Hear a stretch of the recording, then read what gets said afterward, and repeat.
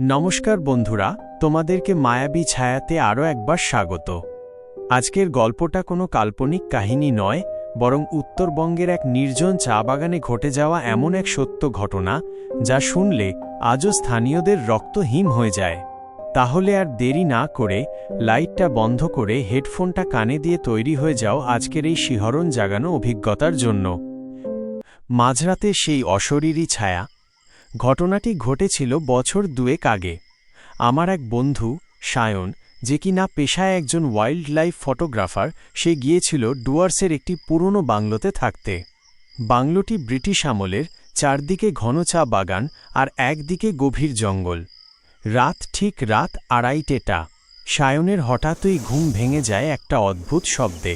মনে হচ্ছিল পাশের বারান্দায় কেউ যেন ভারী কিছু টেনে নিয়ে যাচ্ছে। প্রথমটা সে ভেবেছিল হয়তো কোনো বুনো জানোয়ার হবে, কিন্তু সে যখন জানলার পর্দাটা সরাল, দেখল বাইরে ঘুটঘুটে অন্ধকার আর কুয়াশা। সে টর্চ নিয়ে বারান্দায় বেরোল।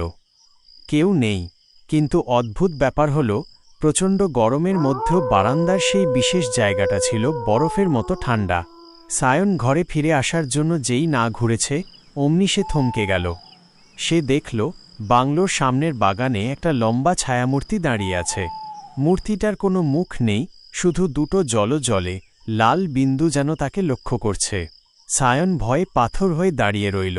সে দেখল মূর্তিটা মাটির ওপর দিয়ে হাঁটছে না, বরং বাতাসের ওপর দিয়ে ভেসে ভেসে ঠিক তার দিকেই এগিয়ে আসছে। মূর্তিটা যখন ঠিক বারান্দার নিচে এসে দাঁড়াল, তখন চারপাশের ঝিঁঝি পোকার ডাক হঠাৎ থেমে গেল। এক অদ্ভুত নিস্তব্ধতা। সায়ন মরিয়া হয়ে তার ক্যামেরাটা তুলে একটা ফ্ল্যাশ জ্বালাল। সাদা আলোয় মুহূর্তের জন্য সে দেখল একটা জরাজীর্ণ সাদা পোশাকে ঢাকা কঙ্কালসার হাত তার দিকে উঠে আসছে। পরদিন সকালে সায়নকে জ্ঞানহারা অবস্থায় বারান্দায় পাওয়া যায়। তার গায়ে কোনো আঘাতের চিহ্ন ছিল না, কিন্তু তার নতুন ক্যামেরার মেমোরি কার্ডটা ছিল পুরোপুরি পুড়ে কয়লা হয়ে। সায়নের জ্ঞান ফেরার পর সে নিজেকে আবিষ্কার করে বাংলোর বিছানায়। পাশে স্থানীয় কেয়ারটেকার হরিদা বসে কপালে জলপট্টি দিচ্ছিলেন। সায়ন কথা বলতে যাচ্ছিল, কিন্তু হরিদা ইশারায় তাকে চুপ থাকতে বললেন। বিকেলের দিকে যখন সায়ন একটু ধাতস্থ হল, হরিদা তাকে যা বললেন সেটা শুনলে আজও তার গায়ে কাঁটা দেয়। হরিদা নিচু স্বরে বলতে শুরু করলেন, খোকাবাবু, আপনি কাল রাতে যা দেখেছেন তা এ অঞ্চলের সবাই চেনে। ওটা কোনো সাধারণ আত্মা নয়। 1940-এর দশকে ওই বাংলোয় এক ইংরেজ সাহেব থাকতেন। তার এক সুন্দরী মেয়ে ছিল, যে এই বাগানেই এক অদ্ভুত অসুখে মারা যায়। সাহেবের মৃত্যুর পর বাংলোটা পরিত্যক্ত হয়ে যায়, কিন্তু রহস্যময় ব্যাপার হল সেই মেয়েটির সাথে তার প্রিয় একটা পুরনো রূপোর আয়নাও নাকি কবর দেওয়া হয়েছিল। সায়ন যে রাতে ওই ছায়ামূর্তি দেখেছিল, তার আগের দিন সে শখের বসে বাগানের পুরনো একটা কুয়োর পাশে মাটি খুঁড়েছিল কিছু ম্যাক্রোশট নেওয়ার জন্য, আর সেখানেই সে পেয়েছিল একটা ছোট মরচে ধরা রূপোর টুকরো। সে জানত না ওটা ছিল সেই অভিশপ্ত আয়নারই একটা অংশ। হরিদা বললেন, আয়নার টুকরোটা আপনি যেখান থেকে তুলেছেন ওটা সেখানেই ফেরত দিয়ে আসতে হবে, নয়তো ওই ছায়া আপনার পিছু ছাড়বে না। সায়ন কাঁপতে কাঁপতে তার ব্যাগ থেকে সেই রূপোর টুকরোটা বের করল। অবাক কাণ্ড! কালকের উজ্জ্বল রূপোর টুকরোটা এখন কুচকুচে কালো হয়ে গেছে, আর সেটা থেকে পচা মাংসের মতো একটা উৎকট গন্ধ বেরোচ্ছে। সায়ন আর দেরি করেনি। হরিদাকে সাথে নিয়ে সূর্যাস্তের আগেই সেই কুয়োর পাশে গিয়ে টুকরোটা ফেলে দিয়ে আসে। ফেরার সময় সে স্পষ্ট অনুভব করেছিল কেউ একজন তার কানের কাছে খুব ঠান্ডা গলায় ফিসফিস করে বলল, আবার আসিস। সে রাতেই সায়ন ডুয়ার্স ছেড়ে কলকাতায় ফিরে আসে, কিন্তু ট্রেনের জানলায় যখন অন্ধকার নামে, সে আজও কাঁচের প্রতিফলনে নিজের পেছনে সেই দুটো জলজলে লাল বিন্দু দেখতে পায়। ট্রেন থেকে নামার পর সায়ন ভেবেছিল সব শেষ, কিন্তু আসল আতঙ্ক শুরু হল তার নিজের বাড়িতে। কলকাতা ফেরার ঠিক 3 দিন পরের ঘটনা। সায়ন তখন তার ডার্করুমে বসে কিছু ছবি এডিট করছিল। হঠাৎ তার মনে হল রুমের এসিটা না চালানো সত্ত্বেও ঘরটা অস্বাভাবিক ঠান্ডা হয়ে গেছে, ঠিক সেই ডুয়ার্সের বাংলোর বারান্দার মতো। সায়ন মুখ তুলে সামনের আয়নায় তাকাল। সে দেখল আয়নায় তার নিজের প্রতিচ্ছবিটা ঠিকঠাক আছে, কিন্তু তার পেছনের দেওয়ালে একটা কালো ছায়া দুলছে। সে ঝট করে পেছনে ফিরল, কিন্তু সেখানে কেউ নেই। দেওয়ালে শুধু তার ক্যালেন্ডারটা ঝুলছে। সে যখন আবার আয়নার দিকে তাকাল, তার চিৎকার আটকে গেল গলায়।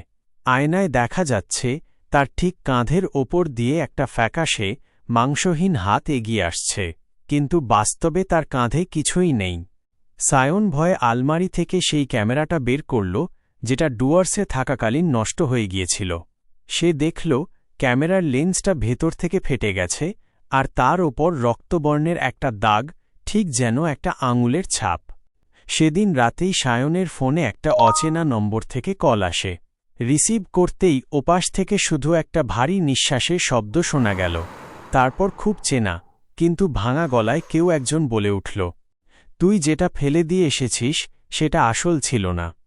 কণ্ঠস্বরটা ছিল হুবহু সেই কেয়ারটেকার হরিদার।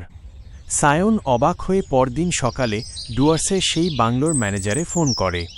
ম্যানেজার যা শোনালেন তাতে সায়নের পায়ের তলার মাটি সরে গেল। ম্যানেজার জানালেন, সায়ন যেদিন কলকাতা ফিরেছে তার আগের রাতেই হরিদা সাপের কামড়ে মারা গেছেন। অর্থাৎ যে হরিদা তাকে আয়নার টুকরো ফেরত দিতে নিয়ে গিয়েছিলেন, তিনি তখন জীবিতই ছিলেন না। সায়ন এখন আর ছবি তোলে না। সে তার ঘরের সব আয়না কালো কাপড় দিয়ে ঢেকে রেখেছে। তার দাবি, মাঝে মাঝে মাঝরাতে সে শুনতে পায় কেউ একজন তার দরজার ওপাশে দাঁড়িয়ে নখ দিয়ে আঁচড়াচ্ছে আর ফিসফিস করে বলছে, রূপটা তো আমার কাছেই আছে, তুই কবে আসবি? সায়নের মানসিক অবস্থা তখন চরমে। সে ঠিক করল এই রহস্যের শেষ দেখে ছাড়বে। সে আবারও ডুয়ার্সের সেই পুরনো বাংলোর দিকে রওনা দিল। কিন্তু এবার সে একা নয়, সাথে নিল তার এক তান্ত্রিক বন্ধুকে। যখন তারা সেই বাগানে পৌঁছাল তখন সন্ধে নেমেছে। বাংলোটা আগের চেয়েও অনেক বেশি নির্জন আর থমথমে লাগছিল। সায়ন দেখল গতবার সে যেখানে সেই আয়নার টুকরোটা ফেলে গিয়েছিল সেখানে একটা গভীর গর্ত হয়ে আছে, যেন কেউ মাটি খুঁড়ে কিছু বের করে নিয়েছে। তান্ত্রিক বন্ধুটি একটি মন্ত্র পড়া শুরু করতেই বাতাসের গতি পাল্টে গেল। হঠাৎ সায়ন শুনতে পেল মাটির নিচ থেকে একটা খসখসে হাসির শব্দ। শব্দটা আসছিল সেই পুরনো কুয়োর ভেতর থেকে। তারা টর্চ ফেলতেই দেখল কুয়োর ভেতরে জল নেই, বরং সেখানে থিক থিক করছে হাজার হাজার কালো পোকা। আর সেই পোকাদের মাঝখানে বসে আছে একটা মূর্তি। ভালো করে লক্ষ্য করতেই সায়নের বুক ধড়ফড় করে উঠল। ওটা ছিল সেই কেয়ারটেকার হরিদা, কিন্তু তার শরীরটা আধপোড়া আর চোখের জায়গায় শুধু দুটো অন্ধকার গর্ত। হরিদা তার পচা গলা হাতটা বাড়িয়ে সায়নকে ডাকল। তার হাতের তালুতে চকচক করছিল সেই হারানো রূপোর আয়নার টুকরোটি। সায়ন সম্মোহিতের মতো কুয়োর দিকে এগিয়ে যাচ্ছিল।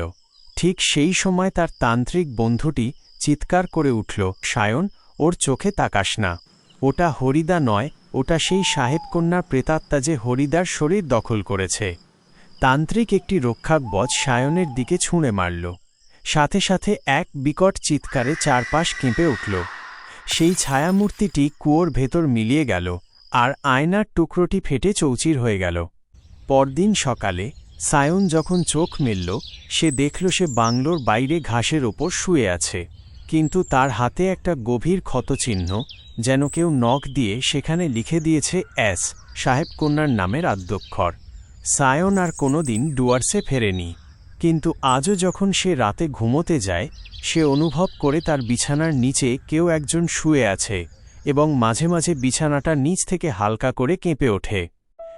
বন্ধুরা, সায়নের গল্পটা এখানেই শেষ হলো ঠিকই, কিন্তু সেই অতৃপ্ত আত্মা কি আজও সেই আয়নার খোঁজে ঘুরে বেড়াচ্ছে?